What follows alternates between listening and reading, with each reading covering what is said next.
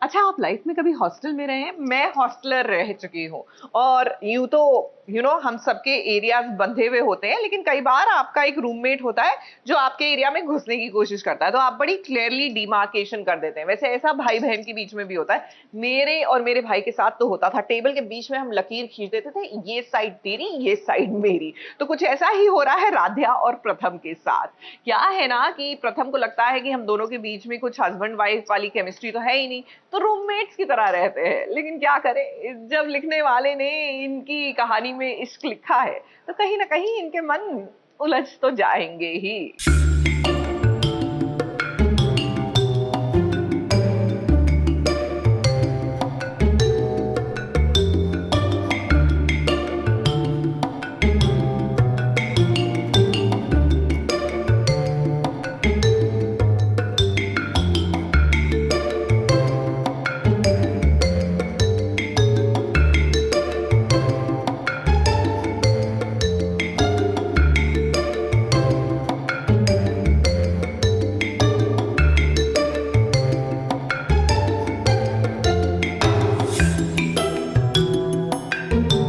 प्रथम और राध्या के बीच में क्या है? एक चद्दर है जिसमें खुद ही उलझ गए ये दोनों।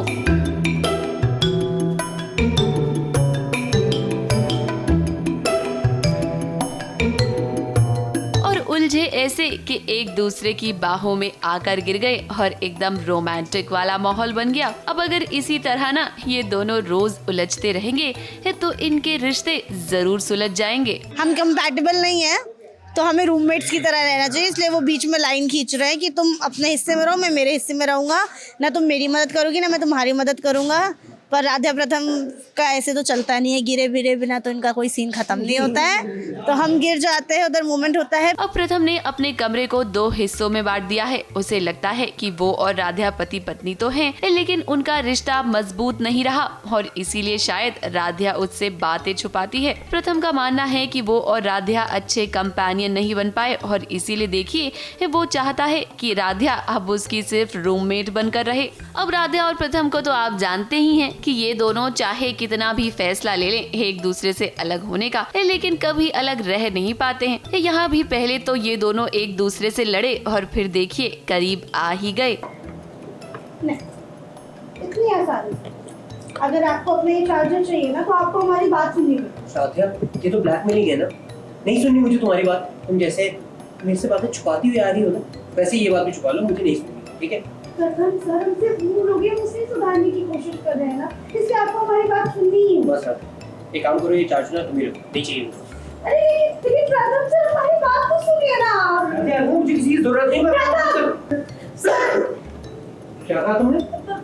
प्रथम सर हमें आपसे कोई जरूरी बात करनी है ना, आप सुन ही नहीं रहे हमारी बात, आप सुनिए तो।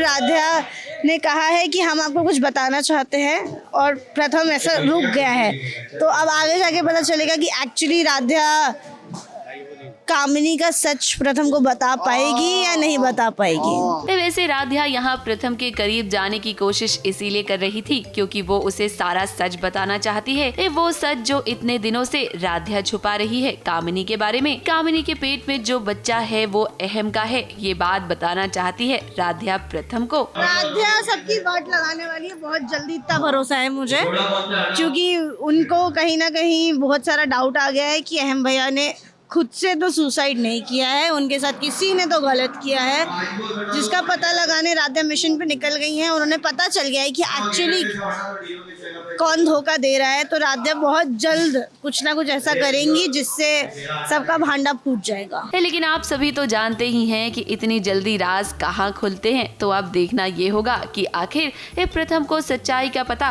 कब लगेगा। मुंबई से कैमरामैन प्रकाश पाटिल के साथ एबीपी न्यूज रिपोर्ट।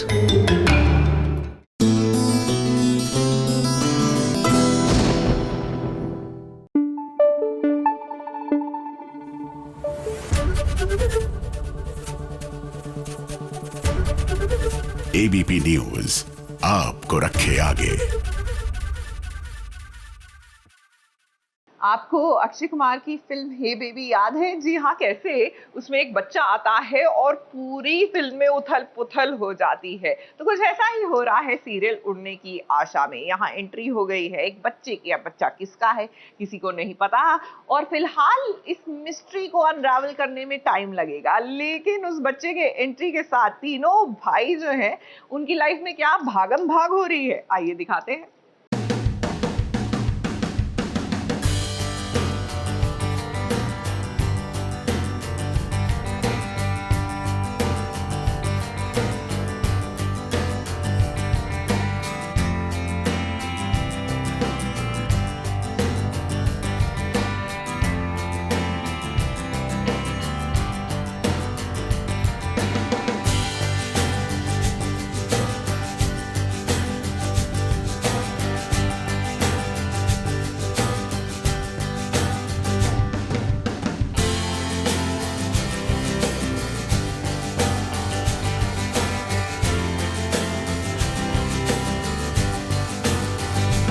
शादी के बाद जब जीवन में बच्चे की एंट्री होती है तो पल में वक्त बदल जाता है, जज्बात बदल जाते हैं और जिंदगी बदल जाती है। जैसा कि आज सचिन, आकाश और तेजस की बदल गई, क्योंकि इन तीनों की जिंदगी में क्यूट से बेबी की एंट्री हुई है, जिसकी रेख देख ये तीनों पूरी रात से कर रहे हैं। मगर सवाल ये पैदा होता है कि भला ये बच्चा आया कहाँ से? ये बच्चा ना तो साइली का है, ना तो रोशनी का और ना ही रिया का। तो भला ये कहाँ से आया? इस सीन को देखने के बाद तो हमें बॉलीवुड फिल्म हे बेबी की याद आ गई, जैसे अक्षय, फरदीन और रितेश देशमुख की जिंदगी बदल जाती है। ठीक उसी तरह से अब इन तीनों की जिंदगी बदलने वाली है, और देखो बदल भी रही है। कभी सचिन, आकाश और तेजस ने किसी बच्चे की इतनी आवभगत नहीं की जितनी आज कर रहे हैं। इन्हें अब पता चल रहा होगा कि एक माँ अपने बच्चे को पालने के लिए अपनी नींद तक को कुर्बान कर देती है। हाँ, ये मैंने मूवी देखी हुई है, ऐसा लग रहा है मुझे। कौन सी? ये जो हम सीन कर रहे हैं ना वो। नहीं यार, ऐसे तो बहुत शोज और बहुत फिल्म्स में आया। ये तू हे बेबी की बात कर रहा है? क्या बात कर रहा है? हाँ, तो ये अभी पता नहीं वैसा होगा कि नहीं होगा, और इस बच्चे का होगा नहीं। उसमें तो किसी का बच्चा निकलता है ना, ये हमारा है। तो उसमें किसका निकलेगा? किसी का नहीं, क्या मालूम, बाबा बताएगा अभी। त्र्यंबकेश्वर से। तो बहुत तूने गए? मतलब आई एम तो लुकिंग फॉरवर्ड। पंड्या लकीली यहाँ एक बच्चा है, वो पंड्या स्टोर में हमारा लीव हुआ था, वो 3-3, 4-4 बच्चे एक साथ हैंडल होते थे वहाँ पे, बहुत केओटिक था। तो आई थिंक एक बच्चा तो थोड़ा अच्छा, बहुत प्यारा बच्चा है। और हमारे पास सेट पे पापा भी है क्या, तो टेंशन नहीं है। सचिन, तेजस और आकाश तो बस एक रात की देखभाल से ही थक गए। उन्होंने तो सीधा सीधा निशाना तान दिया अपनी माँ पर कि बच्चे को संभालने का काम माता श्री करेंगी। मगर रेणुका तो ऐसी जिम्मेदारी से भागती है। अब घर में तो ना रोशनी है, ना तो साइली और ना ही रिया। तो भला इस बच्चे को कौन संभालेगा? रेणुका को शायद कोई बड़ा ठीक ना कर पाए, लेकिन ये बच्चा जरूर ठीक कर देगा। सबकी ज़िंदगी में सचिन, तेजस और आकाश घर में अकेले रहते हैं, और अचानक से घर के बाहर घंटी बजती है और ये बाहर जाते हैं तो देखते हैं यार बच्चा पड़ा हुआ है एक चिट्ठी के साथ कि तुम्हारा बच्चा है, तुम पालो। और अब ये तीनों कन्फ्यूज़ होकर अंदर आ जाते हैं। इनको बच्चों की अक्ल होती है नहीं, और ये पूरा इंटरनेट पे देखते हैं ट्यूटोरियल कि बच्चा आ गया, ध्यान कैसे रखना है, क्योंकि खिलाना पिलाना तो है, अभी बच्चा कोई छोड़ के गया तो इनकी सिट्टी विट्टी गुल हो जाती है। पूरा एक फन ट्रैक है जहाँ हम बच्चे का ध्यान रख रहे हैं, और आई और बाबा गए हुए हैं त्र्यंबकेश्वर मंदिर, और जब वो वापस आते हैं तो घर में एक बच्चा होता है। तो एक फ़नी सीक्वेंस चालू है, तो मज़ा आ रहा है। बच्चा किसका हो सकता है पता नहीं, इन दोनों में से किसी का भी हो सकता है। मुझे ऐसा लगता है कि जो नोट है उस पर लिखा है कि ये किसी का पाप है और उसका बाप इस घर में है। तो अभी वो किसका? शायद बाबा का। एक्चुअली हाँ, हो सकता ये है। किसी का बाप है और उसका बाबा का बाप है। हाँ, he is a grand child now. मतलब हमारा भाई है जो बहुत लेट आया। सचिन, आकाश और तेजस भी अभी शौक में हैं कि आखिर ये बच्चा किसका है। मगर इस क्यूट से बेबी के आने से कहानी में और भी मजा आने वाला है, क्योंकि इतने रोने धोने वाले सीन्स के बाद ऐसे लाइट हार्ट मोमेंट दर्शकों को जरूर पसंद आएंगे। मुंबई से शिवानी सिंह के साथ एबीपी न्यूज रिपोर्ट।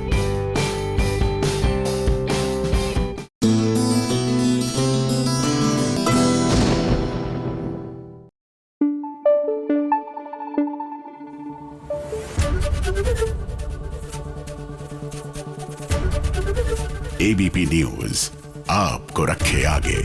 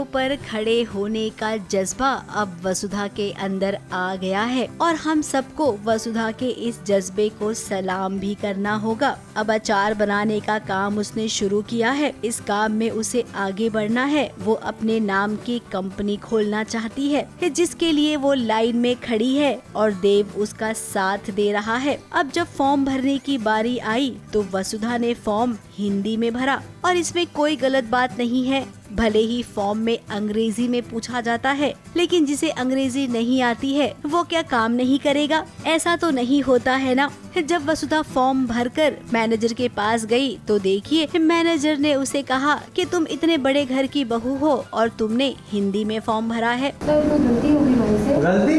अरे पूरे का पूरा फॉर्म हिंदी में भर दिया आपने और अपनी गलती पूछ रही हो। ये फॉर्म हमें कंप्यूटर में डालना होता है। अब आपके लिए मैं ट्रांसलेटर तो बिठा नहीं सकता ना, जो आपके हिंदी के फॉर्म को अंग्रेजी में बदल दे।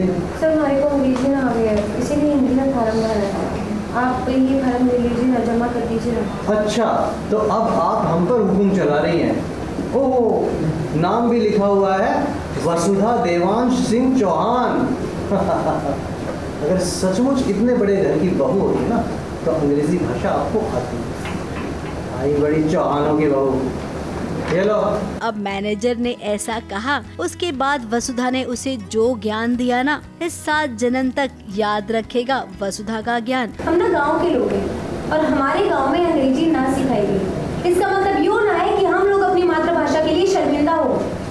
हिंदी हमारी सिर्फ भाषा ना है, हमारा वजूद है। माओ की लोरी से लेके दादा नानी की कहानियों तक, गिल्ली डंडे का शोर, बच्चों की किलकारियां, इन सब में हिंदी ही है। सर आपकी शादी हो गई है तो आपने की अपनी शादी के साथ फिर अंग्रेजी में लिए थे। अगर हम सरकारी दफ्तर में हिंदी में फार्म ना भरेंगे तो कहाँ भरेंगे सर? आप ऐसे मुंह छुपाकर कहाँ जा रहे हैं? यहीं बैठिए। अभी तक तो ना आपका लंच का टाइम हुआ है ना दफ्तर बंद होने का टाइम हुआ है। अभी वो काम कीजिए जिसकी आप पगार ले रहे हैं। हिंदी हमारी मातृभाषा है और हिंदी में फॉर्म नहीं भरना है, ऐसा तो नहीं होना चाहिए। माना कि आजकल अंग्रेजी का बोलबाला है, लेकिन इसका मतलब नहीं कि अपनी मातृभाषा को पीछे छोड़ दो, उसके बारे में गलत बोला जाए। हम हिंदी सिनेमा के गाने सुन सुनकर बड़े हुए हैं। इस देश की मिट्टी में हिंदी है, हमारे दिलों की धड़कन में हिंदी है, हमारे रगों में दौड़ रहे हर खून में हिंदी है। फिर सरकारी अफसर होकर अपनी भाषा पर आपको कैसी शर्म? आपको हिंदी आ गई ना? नहीं आती है। आती है ना आपको हिंदी? हाँ। तो इसका मतलब जो कुछ भी मैंने कहा, जो हिंदी में मैंने बोला, वो तो आपको समझ आ ही गया होगा। अब ये बात वसुधा ने अच्छे से समझा दी है। उम्मीद करते हैं कि वसुधा की इस कहानी को देखकर वो लोगों को समझ में आ जाए जो आजकल अपने आप को अंग्रेजों की औलाद समझने लग गए हैं। वो क्या है ना, कहते हैं ना, अंग्रेज तो चले गए लेकिन अंग्रेजी छोड़ गए। मुंबई से कैमरामैन सुजीत मिश्रा के साथ एबीपी न्यूज रिपोर्ट।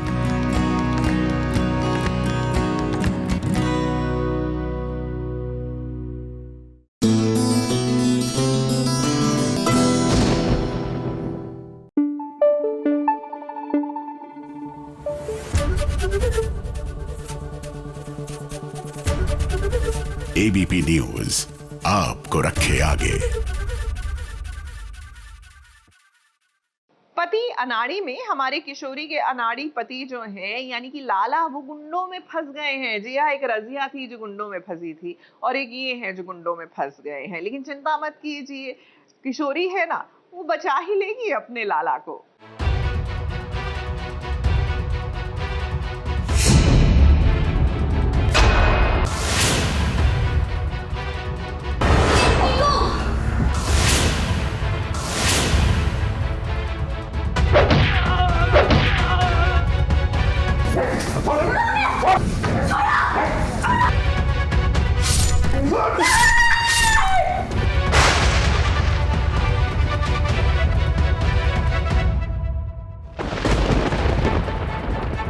गुंडों के बीच फंस गए किशोरी के पति अनाड़ी और ऐसा फंसे कि उन पर जानलेवा हमला तक हो गया।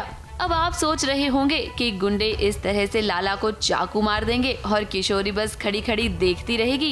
ये तो ऐसा बिल्कुल भी नहीं है, क्योंकि ये किशोरी का एक सपना है। किशोरी कैसे बचाएगी लाला को उसके चंगुल से? टीकू के चंगुल से, क्योंकि किशोरी को पता ही है कि वो कितना ख़तरनाक है और क्या क्या कर सकता है अगर उसे पता चल गया कि हम दोनों पति पत्नी हैं। और वैसे ही जब वो सोच रही होती है तो होता है ना, हम जब सोच रहे होते तो वो इमेजिनेशन एकदम सामने आ जाता है। तो ये था मेरा इमेजिनेशन।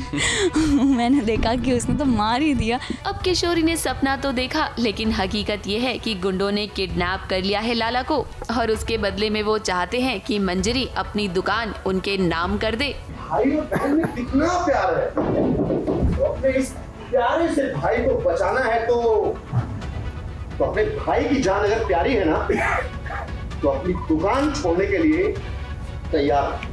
एक गुंडे लाला को किडनैप कर कर यहाँ ले तो आए, लेकिन जरा देखिए लाला को तो लगता है कि ये कोई मूवी का सीन चल रहा है, तभी तो वो यहाँ शाहरुख खान की एक्टिंग करने में लगा हुआ है। पिक्चर अभी बाकी है मेरे।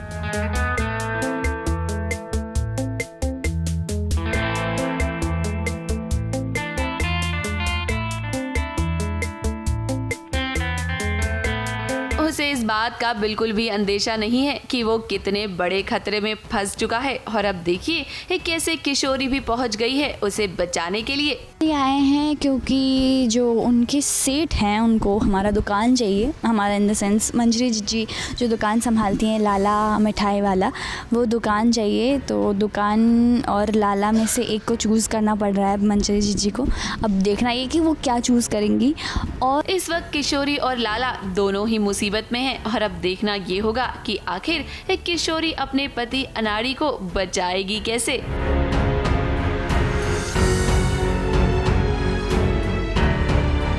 मुंबई से कैमरामैन सुजीत मिश्रा के साथ एबीपी न्यूज रिपोर्ट।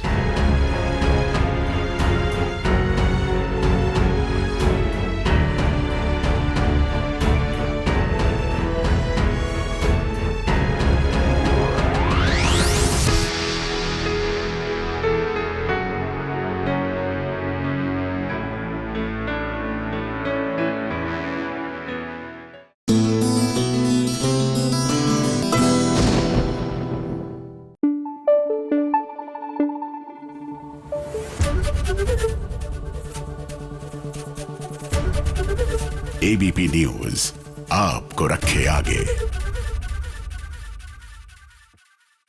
सीरियल मन्नत में लीजिए मन्नत की दुआ जो है वो कबूल हो गई, यानी विक्रांत जिंदा है।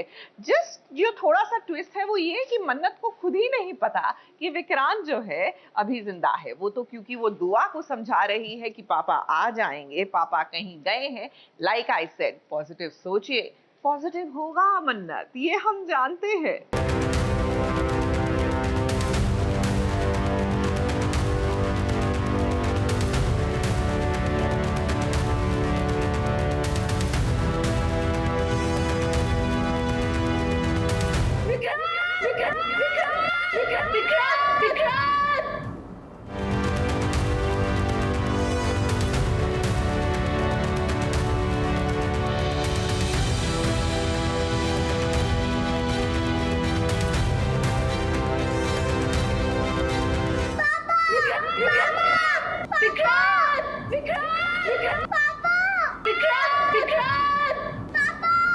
एक ही कहानी में जब इतने सारे पहलू आ जाते हैं तो दर्शकों को ये बताना अपने आप में सवाल हो जाता है कि कौन सा सीन हम पहले बताएं और कौन सा बाद में।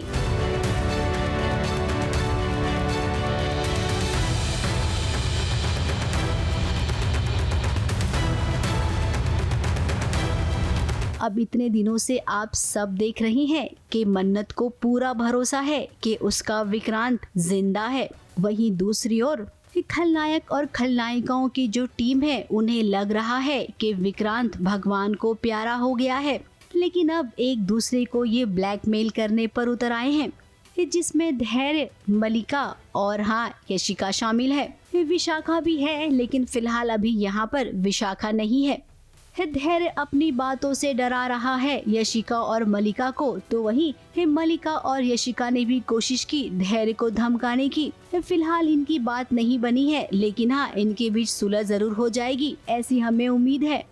हाँ, काफ़ी आयरॉनिकल था वो मोमेंट, बिकॉज़ वो देख भी लेती अगर बीच में वो जो कोई नया किरदार है जो आप लोगों को पता चलेगा और मुझे भी पता चलेगा, तो वो अगर नहीं आई होती तो देख लेते। तो एक काफ़ी आयरॉनिकल सीन भी है कि there is a third person in between and what is it about. वहीं दुआ अपने बाबा को याद कर रही है। अपनी बेटी के सामने कैसे मन्नत ये कह सकती है कि उसके बाबा कब आएंगे भी या नहीं, क्योंकि मन्नत को पूरा भरोसा है कि विक्रांत आएगा।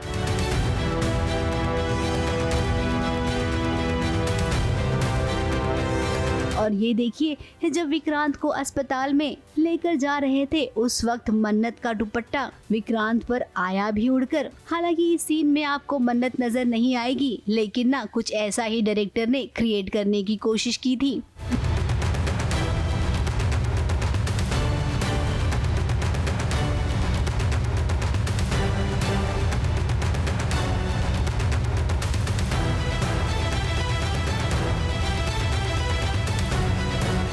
आई होप बहुत स्ट्रॉन्ग और अच्छा रिएक्शन हो, लाइक जितना जैसे मैंने एपिसोड्स देखे और मेरे लिए काफ़ी अपसेटिंग था to watch Vikrant in that state of mind and in state of mind या इन दैट स्टेट, उस हालत में विक्रांत को देखना बहुत मुश्किल था।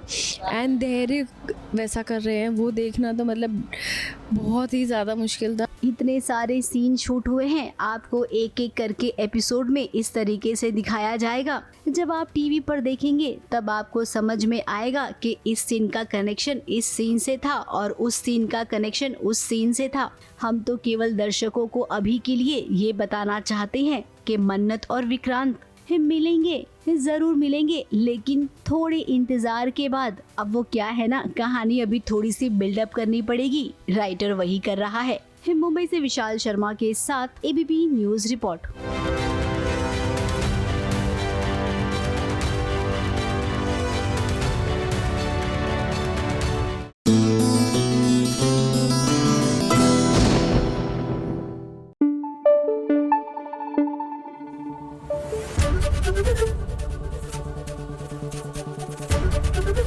एबीपी न्यूज आपको रखे आगे। जीवन की विडंबना देखिए, माता पिता बेटी के बड़े होते ही इसलिए चिंतित हो जाते हैं कि बेटी का घर बस जाए, और फिर त्विषा शर्मा जैसे केस हो जाते हैं और फिर लगता है कि क्या वाकई में बेटी का ऐसा घर बसाना था। बहरहाल ऐसी ही एक चिंता राधिका के माता पिता को भी है लक्ष्मी निवास में।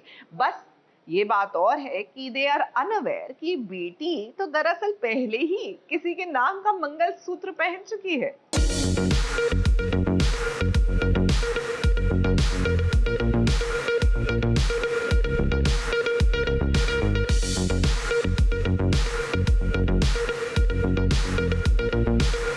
माफ कर दे, हो सके तो मुझे माफ कर दे। हाँ, मैंने तुम्हारी जिंदगी को तमाशा बना दिया। राधिका, मुझे माफ कर दे बेटा, प्लीज मुझे माफ कर दे।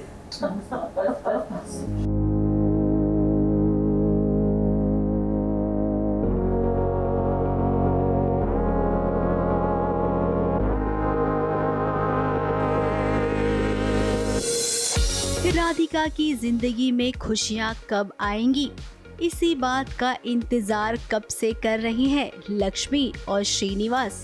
एक माँ के दिल पर सबसे बड़ा बोझ है कि उसकी बेटी की जिंदगी में खुशियाँ कब आएंगी। लक्ष्मी ये जानती है कि मेरी बेटी दुनिया की सबसे प्यारी बेटी है, फिर उसके साथ इतना गलत क्यों हो रहा है। माँ ये समझाने की कोशिश कर रही है कि कोई भी डिसीजन तुम प्रेशर पे मत लो। आई नो सोसाइटी के कुछ नॉर्म्स है कि इतनी एज में शादी हो जानी चाहिए और कुंडली दोष वगैरह ढिमका जो भी है, बट तुम प्रेशराइज होकर शादी मत लो। यहाँ क्योंकि मैंने बताया एक प्लॉट है जो मैं भी बता नहीं सकता, तो वो राधिका जी पे एक प्रेशर है इसलिए उन्होंने हाँ कर दिया है, तो उसी से रिलेटेड पूरा सीन है। अब देखिए यहाँ पर इस बार राधिका के लिए जो रिश्ता आया था ना, उस रिश्ते को लक्ष्मी और श्रीनिवास ने ही मना कर दिया क्योंकि लड़का अपने मतलब के लिए राधिका से शादी करना चाह रहा था। जब परिवार वालों के सामने ये सच आया तो जाहिर सी बात है कभी परिवार तैयार नहीं होगा एक ऐसे लड़के से रिश्ता जोड़ने के लिए। गजेंद्र चौहान ने चली है चाल। उनको पता है कि उनका बेटा वीर अपने घर से ज़्यादा लक्ष्मी निवास में रहता है, तो अगर हम राधिका की शादी करवा दें तो वीर तो अपने आप डिटैच हो जाएगा।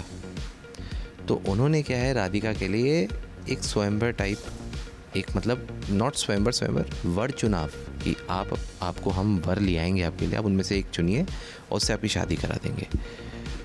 तो राधिका जी कहीं ना कहीं शर्त को लेके मान गई है। अब यहाँ पर वीर भी आया है और वीर जानता है कि इस बुरे लड़के को किसी और ने नहीं बल्कि उसके पिता ने ही भेजा था। अब वीर के पिता तो कैसे भी वीर को लक्ष्मी निवास से छुटकारा दिलाना चाहते हैं। वो जानते हैं कि वीर की कड़ी राधिका से जुड़ी हुई है। अगर राधिका की शादी हो जाएगी तो वीर का लक्ष्मी निवास में आना बंद हो जाएगा। अब यहाँ पर बात थोड़ी सी और भी घूम गई है। जिस लड़के से राधिका की शादी होने वाली थी वो लड़का कबड्डी चैंपियन है।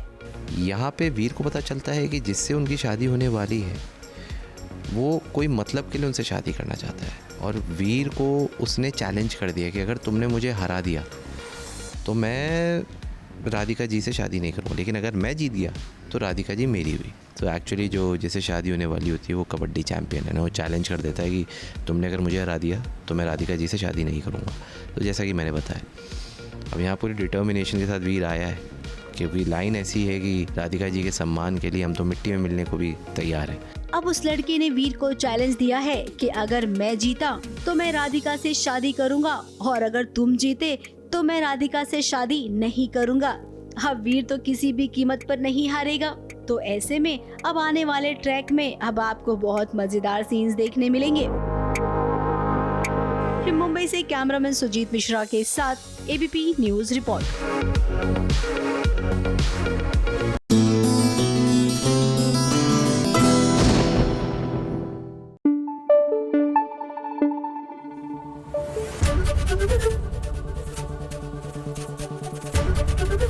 एबीपी न्यूज आपको रखे आगे। दिल्ली एनसीआर में इन दिनों आगजनी की आपने खूब वारदातें जो है न्यूज में देखी होंगी कि बिकॉज ऑफ ओवरलोड और इतनी भीषण गर्मी में the machines are giving up. घरों में आग लग रही है, एक बीएनबी में आग लगी। ऐसे में आग सिर्फ यहाँ नहीं लगी है, जी हाँ तुम देना साथ मेरा, ये आग फैलकर उधर भी पहुंच गई है। लेकिन चिंता मत कीजिए, अपराजिता को इस आग से बचाने के लिए रक्षित है ना।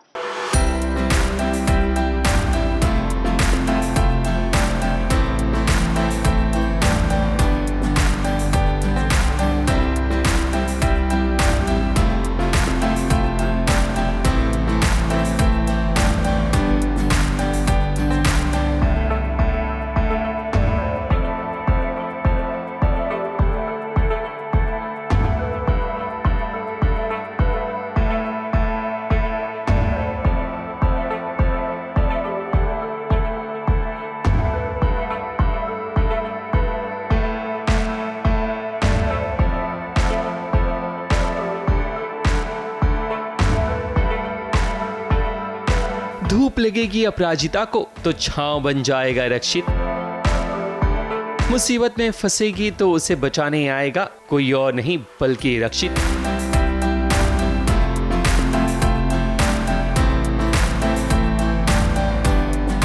क्योंकि रक्षित और अपराजिता का भाग्य एक दूसरे से जुड़ चुका है और कायनात भी पूरी साजिश कर रही है दोनों को मिलाने के लिए। अपराजिता अपने पति ललित के डर से ऑफिस में ठहर जाती है, पर ऑफिस में आग लग जाती है जिसके कारण अपराजिता फंस जाती है। तभी रक्षित आता है उसे बचाने के लिए। रक्षित के रहते अपराजिता को कुछ नहीं हो सकता, पर रक्षित को आज यहाँ पता चलता है कि अपराजिता अपनी शादीशुदा जिंदगी से खुश नहीं है। इसलिए तो अस्पताल में आने के बाद रक्षित अपने दिल की बातें दुबे जी से करता है। बातचीत यही हुई क्योंकि रक्षित सर तो अपराजिता मैडम से प्यार कर बैठे और वो उनको चाहते हैं, वो उनको प्रपोज करने के लिए गए, लेकिन उन्हें पता चला कि ललित जो है वो ऑलरेडी, मतलब बेसिकली अपराजिता मैडम जो है वो ऑलरेडी शादीशुदा हैं, ललित उनका हस्बैंड है। तो अब तो क्रिटिकल सिचुएशन हो गई, प्यार में लव ट्रायंगल वाला आ गया, लेकिन ललित जो है वो अच्छा इंसान नहीं है, ये अब रिवील हुआ, जो कि उन्हें भी पता चला और उन्होंने मुझे ये वाली चीज़ बताई। रक्षित को लगता था कि अपराजिता अपनी शादी से खुश है, मगर अब उसे पता चल गया है कि वो बिल्कुल भी खुश नहीं है। ललित जैसे साइकोपति से भला कौन खुश रह सकता है, जो केवल अपने फायदे के लिए कुछ भी करता है। अब अपराजिता अपनी जिंदगी में बदलाव चाहती है, जो ललित को नहीं पसंद, इसलिए तो वो उसकी ऑफिस में आकर उसे मनाने की कोशिश करता है, उससे माफी मांगता है और वो वादा करता है कि अब वो इस तरह का बिहेव नहीं करेगा जैसे वो करता है। पर कोई चीज अगर टेढ़ी है तो वो टेढ़ी ही रहेगी, सीधी नहीं हो सकती, और ये बात अपराजिता जानती है। मैं बदलने की कोशिश कर रहा हूं। तुम जो कहोगे ना, जो कहोगे मैं करूंगा। मौका नहीं दे सकते। पति हूं तुम्हारा और 7 जन्मों का रिश्ता है। 7 सेकंड आपके साथ नहीं कर सकते। चल टेकिंग चार्ज नहीं है सच्ची में। जैसे तैसे अपराजिता खुद को बचाकर भागती है, मगर फिर वो आग में फंस जाती है, जिसे बचाते हुए रक्षित भी जख्मी हो जाता है। जानते ही हैं, ये तो एक बड़ी बेसिक सी चीज़ है कि हम किसी को बचाने के लिए जाते हैं तो जाहिर बात है कि हमें भी लग बैठती है। तो उन्होंने तो उस समय उनको तो कुछ सोचना ही नहीं था, सिर्फ और सिर्फ अपराजिता था कि मैं इसको कैसे बचाऊं। अपराजिता के दिल का दर्द रक्षित समझ चुका है, ऐसे में तो उसका साथ अब और नहीं छोड़ेगा, क्योंकि अब तो अपराजिता को रक्षित की और भी ज्यादा जरूरत है।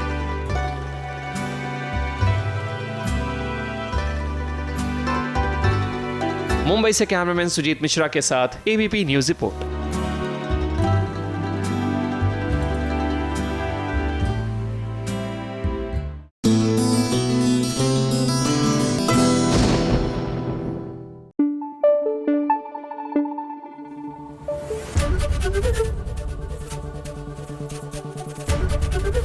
एबीपी न्यूज आपको रखे आगे। Serial Mr and Mrs Parshuram माना कि एक स्पाई ड्रामा है, लेकिन आपके लीड्स के बीच में there has to be some chemistry, और मुझे लगता है कि अब फाइनली मेकर्स हैव रियलाइज्ड कि it is time to show some chemistry between Shiv Prasad और शालिनी। तो चलिए, अब सीरियल में ये दोनों जाने वाले हैं मनाली, वहां बर्फबारी होगी, रोमांस होगा और होगा ढेर सारा ड्रामा भी।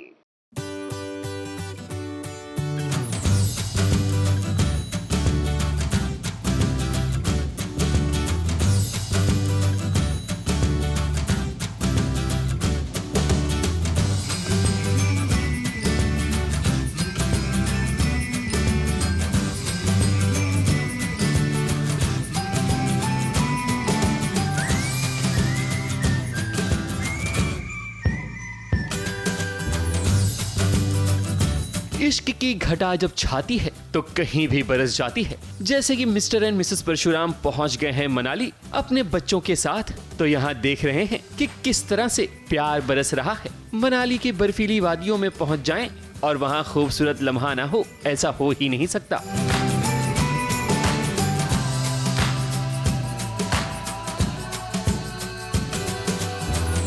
परशुराम और शालिनी अपने बच्चों के साथ डांस करते हुए नजर आ रहे हैं, और जब बच्चों से थोड़ी फुर्सत मिलती है तो शालिनी और शिव प्रसाद यानी कि परशुराम का रोमांस शुरू हो जाता है। अब क्या है कि मनाली पहुंच गए हैं तो वहां रोमांस के अलावा दर्शकों को बहुत कुछ देखने को मिलेगा।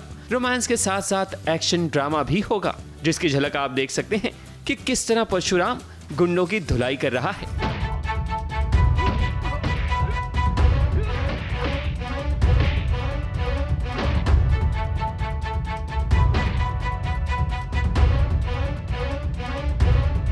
वैसे हम आपको बता दें कि इन बर्फीली वादियों में शूट करना बिल्कुल भी आसान नहीं है, क्योंकि यहाँ ठंड बहुत होती है और ऐसे में कलाकारों को अपने एक्सप्रेशंस के अलावा और भी चीजों का खास ध्यान रखना पड़ता है। सिर्फ कलाकारों को ही नहीं बल्कि प्रोडक्शन टीम के लिए भी एक बहुत बड़ा चैलेंज होता है ऐसी सिचुएशन में शूट करना। शिव प्रसाद और शालिनी तो हर सीन में जान लगा रहे हैं ताकि दर्शकों को इनकी कहानी और पसंद आए, और हमें भी पूरी उम्मीद है कि इनकी मेहनत जरूर रंग लाएगी। ABP news report.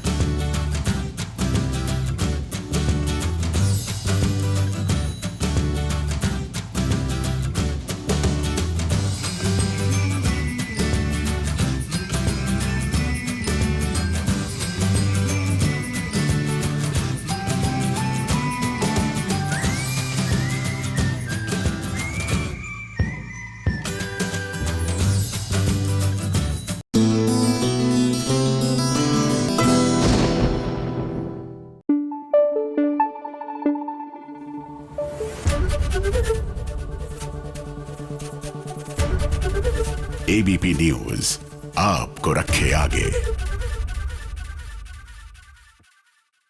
सीरियल मंगल लक्ष्मी, यहाँ आदित्य जो है जयराज को मंगल के घर ले आता है। अब इसे कहते हैं आ बहन मुझे मार। वेल नॉट टेक्निकली, अब ये तो आप जानते हैं कि जयराज को गोली लग गई थी। अब आदित्य ये नहीं जानता कि मंगल और जयराज दरअसल अंडर कवर स्पाइज है। वो तो इसको लगता है कि मंगल और जयराज के बीच में कुछ खिचड़ी पक रही है और उसी को अनरावल करने के लिए वो मंगल के घर में जयराज को ले आए हैं।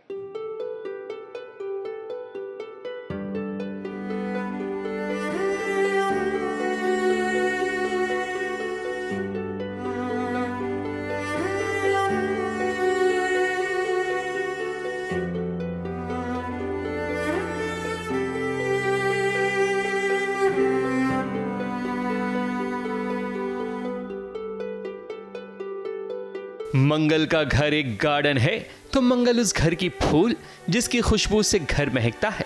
पर अब इस घर में दो माली आ चुके हैं जो मंगल की देख रेख करने वाले हैं। पहले आदित्य था जो ऑन एंड ऑफ मंगल का ख्याल रखता था, मगर अब उसकी जिंदगी में एक और माली की एंट्री हो गई है जिसका सबूत जयराज गोली खाकर दे चुका है। पता नहीं, फिलहाल तो मंगल के साथ काफ़ी अच्छा बिहेव कर रहा हूँ। जयराज जी जिसको मैं उतना नहीं चाहता, उन्हें अपने घर में इनवाइट कर लिया, वो भी हमारे घर में आ गए, हमारे घर में रहेंगे। एंड आदित्य अच्छा बनने के चक्कर में जयराज को अपने घर में इनवाइट करता है क्योंकि जयराज तो अब अस्पताल से डिस्चार्ज हो चुका है। इसमें भी आदित्य की ही चाल होती है जयराज को घर बुलाने की, क्योंकि उससे शक हो चुका है कि जयराज और मंगल का कुछ तो चल रहा है। मंगल और जयराज के बीच में तो कुछ है नहीं, लेकिन जिस तरह से दिखाया है कि जयराज बहुत केयर करता है मंगल की, तभी तो गोली खा ली सीने में, पीठ पे मतलब। और मंगल को भी इस मोमेंट के बाद की जो कि पूरी ज़िंदगी आदित्य ने उसको भला बुरा कहा है, उसकी वैल्यू नहीं की, उसको समझा नहीं है, और जयराज है कि उसको बिना बोले भी बहुत समझ लेता है। तो एक दर्द का रिश्ता तो बन ही जाता है किसी से जब कोई आपको समझने लगे। आदित्य अचानक से ऐसा पलटा जैसे कभी वो बिगड़ा ही नहीं था। अब देखो मंगल की साड़ी में जब आग लग जाती है तो वो कैसे बुझाने के लिए दौड़ पड़ता है। वो किसी भी तरह बस मंगल का भरोसा जीतना चाहता है। अब मंगल को ही सोचना चाहिए कि आखिर आदित्य ऐसा क्यों कर रहा है। खैर अभी तो जयराज मंगल के घर आ चुका है जहां मंगल की सासू माँ कुसुम उसकी आरती उतार रही है। कुछ नहीं, मंगल भगवान के सामने पूजा कर रही होती है और अचानक से उनके दुपट्टे में आग लग जाती है और वो मैं बुझाता हूँ। एंड कहीं ना कहीं उनका ट्रस्ट भी जीतने की कोशिश कर रहा हूँ मैं।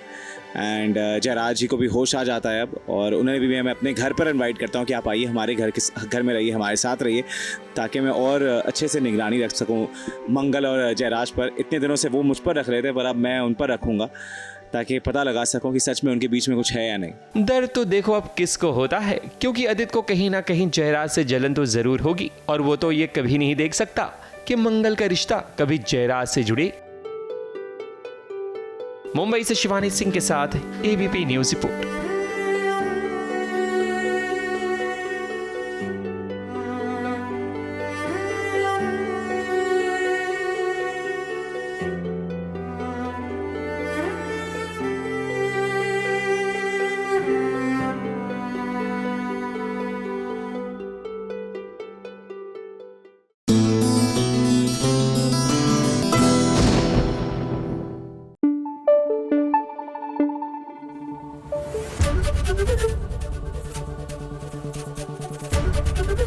एबीपी न्यूज आपको रखे आगे। और हो जाइए फटाफट से सवार हमारी फटाफट एक्सप्रेस पर। देखिए वैसे भी प्लेटफॉर्म पर खड़े होने की गुंजाइश है ही नहीं इतनी गर्मी में, तो घूमकर आइए और अपडेट ले लीजिए एंटरटेनमेंट की दुनिया का। आ गई है फटाफट खबरों की रेलगाड़ी, और फटाफट खबरों की रेलगाड़ी का पहला स्टेशन है इश्क दम और इडली रसम की सक्सेसफुल पार्टी। इश्क दम और इडली रसम हाल ही में ये सीरीज रिलीज हुई है जिसे दर्शकों ने काफी प्यार दिया। ऐसे में शो की सक्सेस को सेलिब्रेट करना तो बनता है। इस पार्टी में शो की कास्ट अभिषेक कुमार, शाइनी दोषी, नेहा लक्ष्मी, प्रोड्यूसर सुरभि चांदना और उनके हस्बैंड करण नजर तो आए ही, मगर इनकी खुशियों में शामिल होने के लिए इनके करीबी दोस्त भी नजर आए, जैसे शिव ठाकरे, अंकित गुप्ता, शालीन भानोट, सुदेश लहरी। इन सभी ने आकर इस महफिल में चार चांद लगा दिए। फटाफट खबरों की रेलगाड़ी का अगला स्टेशन है सीरियल इश्क जुनूनी का सेट। गुरु आया है मेंटल हॉस्पिटल। एडमिट होने के लिए नहीं, बल्कि अपनी रूहानी को बचाने के लिए।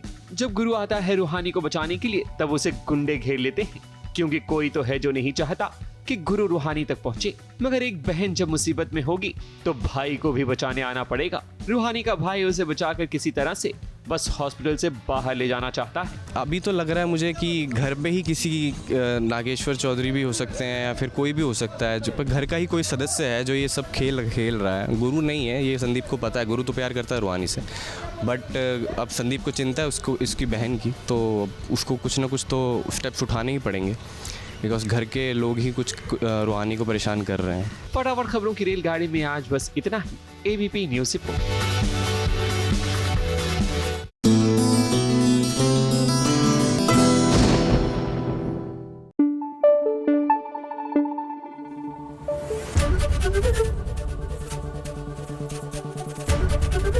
एबीपी न्यूज़ आपको रखे आगे।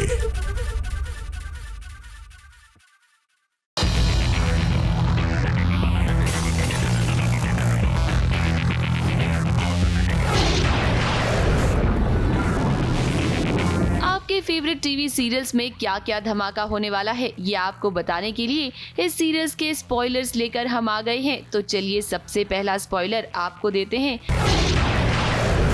इस सीरियल क्योंकि सास भी कभी बहू थी का, ये तुलसी की मुसीबतें अब कम नहीं होंगी बल्कि बढ़ती जाएंगी, क्योंकि रियांश ये जानबूझकर ऐसी चीजें कर रहा है जिससे घर वालों के बीच लड़ाई झगड़े हों। ये वैष्णवी और पार्थ के बीच तो गलतफहमी उसने पैदा कर ही दी है, और अब नंदिनी और करण के बीच झगड़ा भी हो गया। ये क्या है ना कि कुछ लोग रियांश को सपोर्ट कर रहे हैं तो कुछ उसके खिलाफ हैं। ऐसे में अब देखना ये होगा कि अपने बिखरते हुए इस परिवार को ये तुलसी कैसे जोड़ेगी। तो क्या करोगे? मुझे बताइए, जब हक की बात हो रही है तो किसका हक ज्यादा बनता है? अंश और गौतम दोनों आपके अपने सगे बेटे हैं। उसी अंश का बेटा रियांश है, उसी गौतम का बेटा नकुल है, जबकि करण उस मंदिरा का बेटा है। वहीं बात करें अगर क्योंकि रिश्तों के भी रूप बदलते हैं कि तो अंगद और वृंदा की जिंदगी में गलतफहमियां बढ़ती ही जा रही हैं। ये बात तो समझ में आ गई है वृंदा को कहीं ना कहीं कि कोई तो है जो उन्हें अलग करने की कोशिश कर रहा है, लेकिन उसका भरोसा इसीलिए टूट गया क्योंकि अंगद ने उस पर विश्वास नहीं किया। हम आपको बता दें कि आने वाले ट्रैक में इनके बीच की गलतफहमियां इतनी जल्दी दूर नहीं होगी। कोई तो है जो आप दोनों के बीच में गलतफहमी पैदा करना चाहता है। अभी लेकिन हम तो इस गलतफहमी को दूर कर सकते हैं ना। इम्पल्सिव होकर क्यों फैसला करना है भाभी? आप दोनों समझ रहे हो ना कि ये बहुत बड़ी गलतफहमी है। अगली अपडेट आपको देते हैं सीरियल गंगा माई की बेटिया की। तो कहानी में अब आ गया है वो धमाकेदार मोड़ जब दुर्गावती और स्नेहा एक दूसरे के आमने सामने होंगे। सिद्धू जेल में है और ऐसे में दुर्गावती अपने बेटे को जेल से बाहर निकालने के लिए कुछ भी करेगी। स्नेहा दुर्गावती के सामने शर्त रखेगी कि अगर इस सिद्धू को जेल से बाहर निकालना है तो दुर्गावती को गंगा माई से माफी मांगनी पड़ेगी। हम चाहते हैं कि आप हमारी माई यानी कि गंगा माई के सामने माफी मांगे और आपका बेटा यानी कि सिद्धांत सिंह ठाकुर हमसे माफी मांगे। ठाकुराइन दुर्गावती को क्या जरूरी है, अपना सम्मान या अपना बेटा? अब आपको देते हैं सीरियल तुमसे तुम तक का स्पॉइलर। तो भाई देखिए, कहानी में ना एक तरफ रोमांस चलेगा तो वहीं अब वक्त आ गया है उस राज के खुलने का जिसका आप सभी को इंतजार है, यानी कि शो में अब थ्रिलर भी आपको देखने को मिलेगा। हर्षवर्धन घर में आ चुका है और बहुत जल्द ही अब ये राज खुलेगा कि वो किसी और का नहीं बल्कि गायत्री का बेटा है।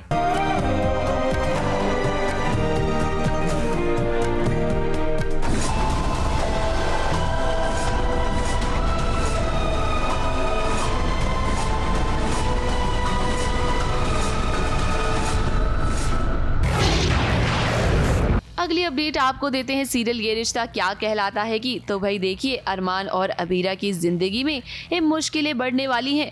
एक घर इन्होंने छोड़ दिया है लेकिन परिवार वाले इनसे नफरत करते हैं और इसीलिए अब आप देखेंगे कि दादीसा अखबार में छपवा देंगी कि पोदार परिवार का अरमान से कोई लेना देना नहीं है। अब देखना ये होगा कि अरमान और अबीरा किस तरह से इन सभी चीजों को हैंडल करेंगे। दादीसा मुझसे इतनी नफरत करती हैं अबीरा कि मुझे दर्द देने के बाद मुझे जिल्लत देना चाहती है।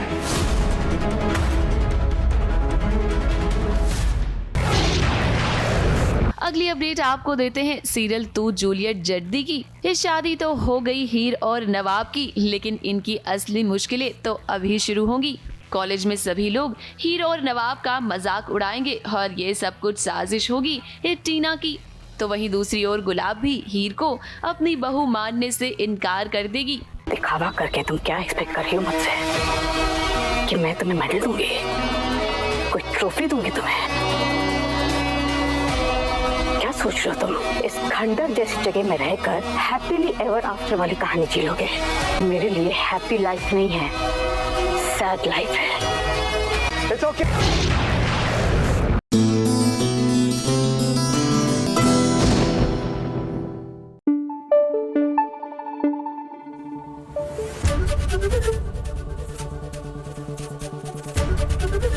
एबीपी न्यूज आपको रखे आगे।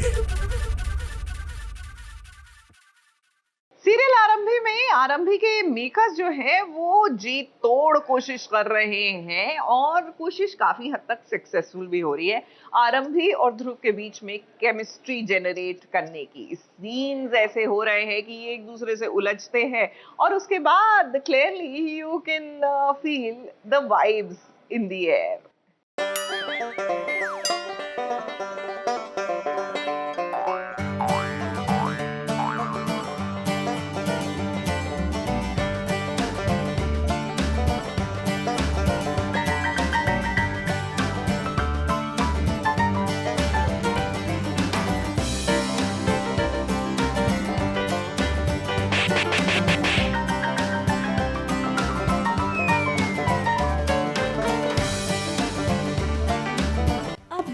क्या आपको अच्छा लगेगा आपके बाथरूम में कोई ऐसे ही घुस आए?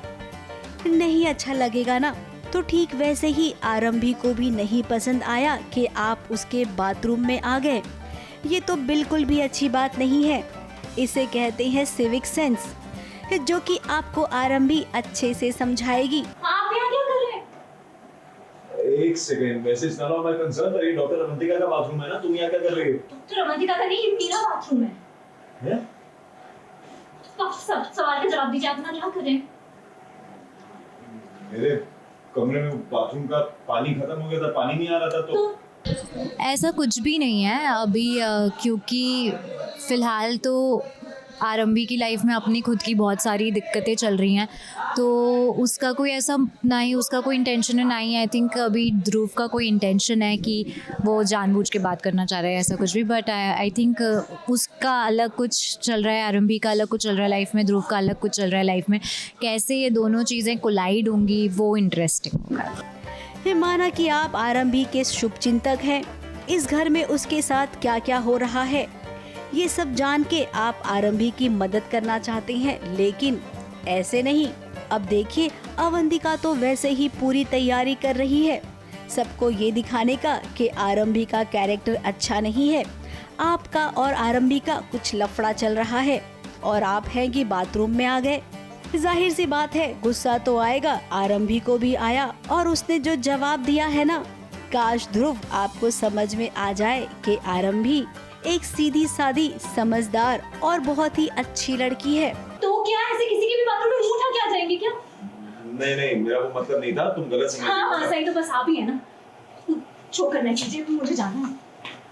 अरे अब हमारे घर में आके रहने लग गए टंडन हाउस में, एंड कुछ उनका एजेंडा है जिसके बारे में एक्चुअली किसी को भी नहीं पता है। बट आरंभी को ऐसा लग रहा है कि वो शायद अपना हिसाब बराबर करना जो चाह रहे हैं, जो 2,80,000 का हिसाब है उसके लिए आए हैं। बहुत ही नाइव है आरंभी, बट उसको ऐसा लग रहा है। एंड अब सब लोग, क्योंकि सुनील ने ऐसा कहा है कि उन्हें बहुत कंफर्टेबल फील होना चाहिए, उन्हें कोई किसी चीज़ में प्रॉब्लम नहीं होना चाहिए, तो हम बस ट्राई कर रहे हैं कि कैसे उनको कंफर्टेबल रख सके सारे घर वाले।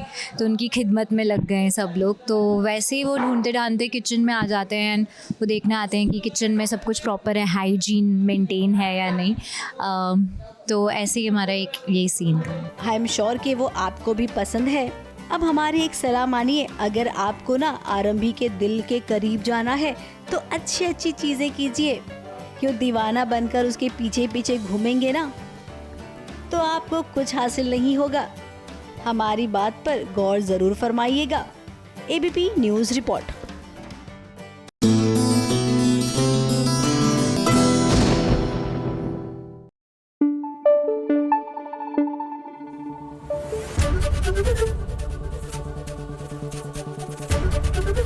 एबीपी न्यूज आपको रखे आगे।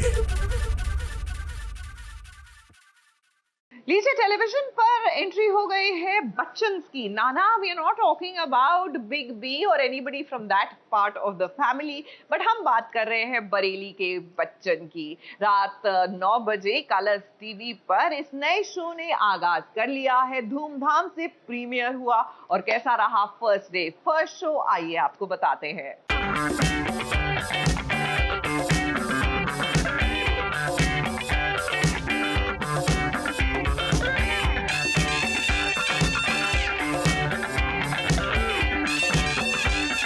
बरेली के बच्चन के बोल बचन अब शुरू हो चुके हैं कलर्स चैनल पर, जहां आपको ड्रामा, इमोशन, रोमांस, कॉमेडी सब कुछ देखने को मिलेगा।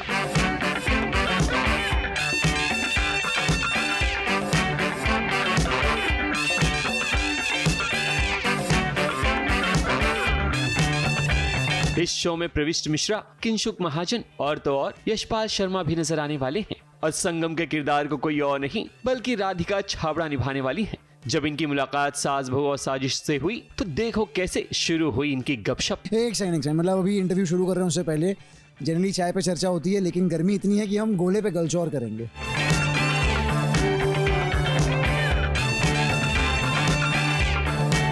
अच्छा, सेट की सबसे मज़ेदार बात क्या है और कौन सबसे ज़्यादा मस्ती करता है?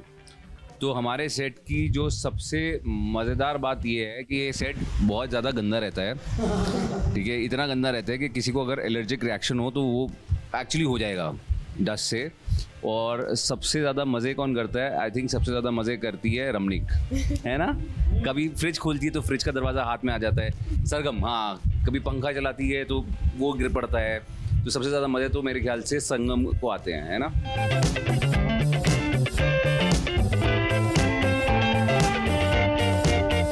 इसका किरदार सबसे इंटरेस्टिंग है, मुझे तो मेरा ही लगता है। मुझे तो मतलब संगम का ही किरदार सबसे इंटरेस्टिंग लगता है, but I would also like to say सबके कैरेक्टर्स बहुत इंटरेस्टिंग है। पहली बात तो ये है कि मेरा कैरेक्टर मुझसे बहुत तरीकों में अलग भी है और बहुत तरीकों में सेम भी है। शीट पे लिखा था एक लाइन में बताइए दर्शक क्यों शो को देखें। मैं 4 लाइनें बताता हूँ कि क्यों मिस ना करें, क्योंकि शो में बवाल है, ये शो बवाल है, ठीक है। इस शो में कॉमेडी है, ट्रस्ट मी, जबर कॉमेडी है। ड्रामा भी खतरनाक ड्रामा है। इमोशनल रोलर कोस्टर है। एंटरटेनमेंट, सुपर एंटरटेनमेंट है।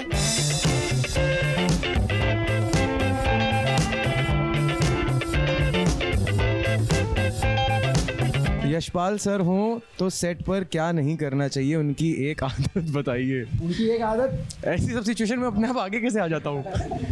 अरे यार, यशपाल सर की एक आदत अगर मैं बताऊँ तो ज़्यादा शोर नहीं मचाना चाहिए। अगर वो स्पेशली जब वो सीन पे हैं तो आप गलती से भी बातें मत करो, उनको नहीं पसंद की अगर आप बातें करो, और या फिर हल्का मुल्का भी शोर मचाओ बस। सर की एक बड़ी मज़ेदार चीज़ है, मैंने और माही ने देखा था, एक सीन करते हम लोग, वहाँ सर ना साइकिल का टायर घुमा रहे थे, ठीक है। वो साइकिल का टायर घुमा रहे, उसमें चेन निकल गया।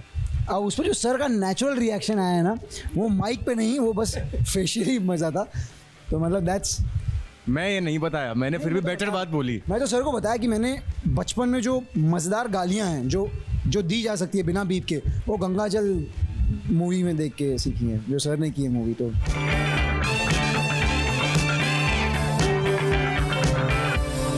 बच्चन नाम है तो डायलॉग तो बनता है। अपना कोई पंच लाइन सुना दीजिए जो आपको पसंद हो। 7 करोड़ रिश्ते में तो हम तुम्हारे बाप लगते हैं, नाम है बरेली के बच्चन। सोमवार से शुक्रवार रात 9 बजे सिर्फ कलर्स पर। 7 करोड़। उला खत्म होने वाला है, पिघलने वाला है। उसके पहले हम आपको बता दें कि बरेली के बच्चन आपको देखना है। It's amazing show, we had amazing fun while shooting it. अभी हमने थोड़ा शूटिंग की है, इसके आगे और करेंगे। ज़रूर देखिए।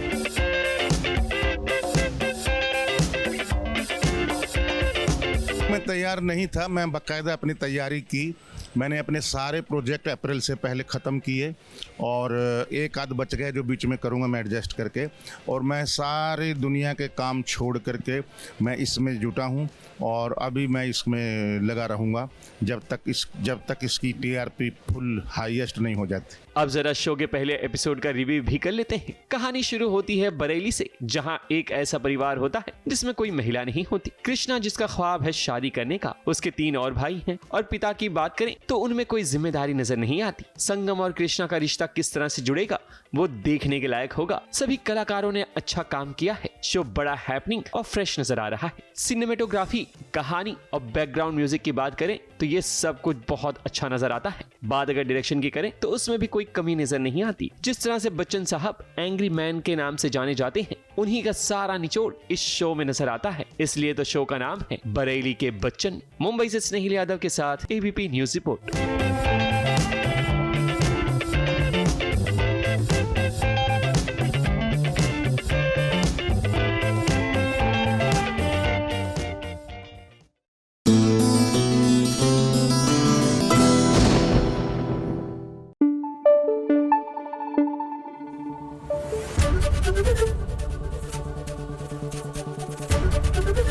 एबीपी न्यूज आपको रखे आगे।